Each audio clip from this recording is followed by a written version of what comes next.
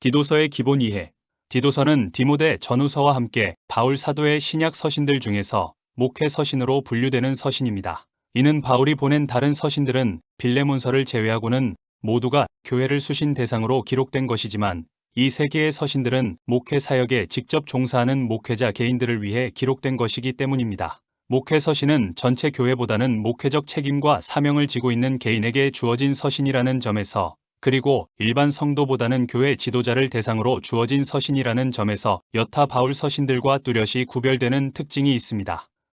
역사적 배경에 있어서도 목회 서신은 모두 사도행전 28장 이후를 배경으로 하고 있다는 점에서 공통점이 있습니다. 사도행전은 초대교회 당시 복음의 확장 과정을 이방 선교의 주도적 인물이었던 바울의 행적을 중심으로 다룬 것이지 개인 전기를 다룬 것이 아니기 때문에 바울의 말년에 대해서는 아무런 언급 없이 종결되고 있습니다. 그러나 바울은 사도행전 28장에서의 로마 투옥으로 생을 마감하지 않았습니다.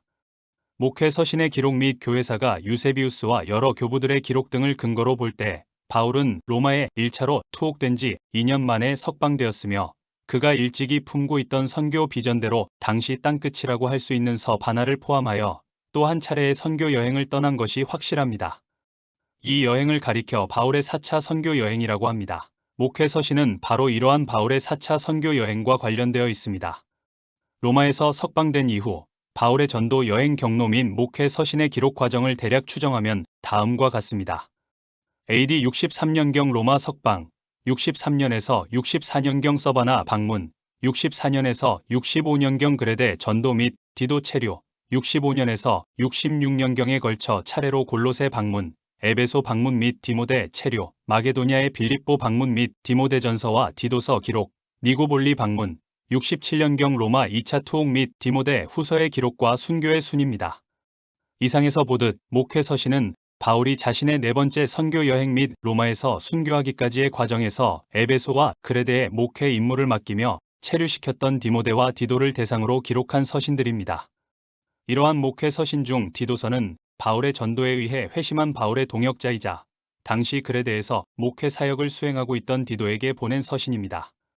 바울은 로마 1차 투옥에서 석방된 후 디도와 함께 그레데에서 전도 활동을 했습니다. 그리고 상당한 전도의 열매를 맺을 수 있었습니다. 그런 후 다음 여행 목적지로 떠나야 할 때가 되었을 때 바울은 동역자 디도를 그레데에 잔류시키기로 하였습니다.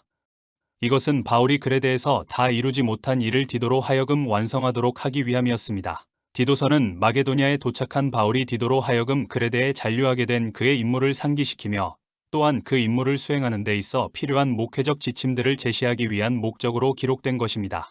이러한 디도서는 같은 목회 서신인 디모데전서의 축약판과 같은 성격이 강합니다. 다만 디모데전서가 목회자로서의 직무 자세에 보다 강조점을 두고 교훈하고 있다면 디도서는 교회의 조직 수립에 보다 강조점을 두고 교훈한다는 차이점이 있습니다. 그러면 그레데에 잔류한 디도가 수행해야 할 임무와 디도서의 기록 목적을 살펴보겠습니다. 첫째, 그레데 각 성의 장로를 세워 교회의 조직을 수립하도록 하는 것이었습니다. 물론 구속받은 성도들의 공동체인 교회는 본질상 그리스도의 몸으로서 불가시적이며 신령한 기관입니다. 그러나 교회가 그리스도의 재림으로 천상으로 올려지기까지 교회는 지상에서 가시적인 유형의 기관으로 존속할 것이며 따라서 그에 적합한 조직을 필요로 합니다.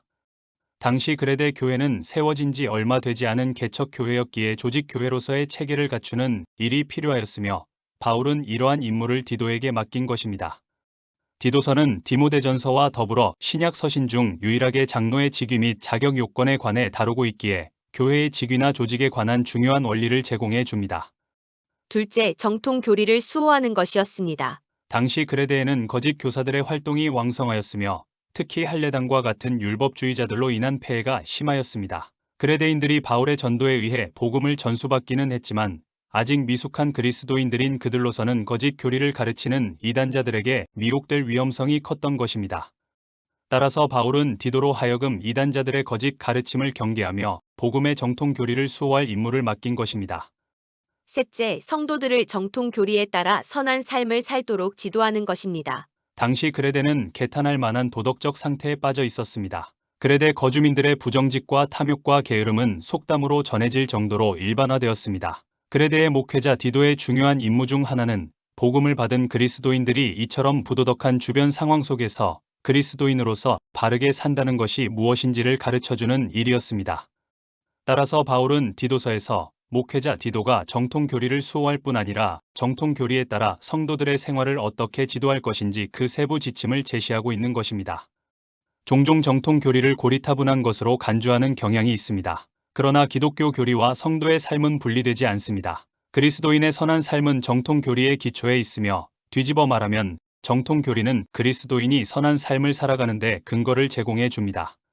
한국 교회는 정통 교리를 소리 높여 주장하면서도 그에 합당한 선한 삶은 결핍한 보수주의적 병폐와 반대로 그리스도인의 선한 삶을 주장하면서도 정통 교리의 중요성을 간과하는 자유주의적 병폐를 동시에 안고 있습니다. 비록 짧은 분량이기는 하지만 디도서는 정통 교리의 수호와 더불어 정통 교리에 기초한 선한 삶을 동시에 강조한다는 점에서 목회자들에게 중요한 통찰을 제공해주는 목회 서신이라고 할 수 있습니다.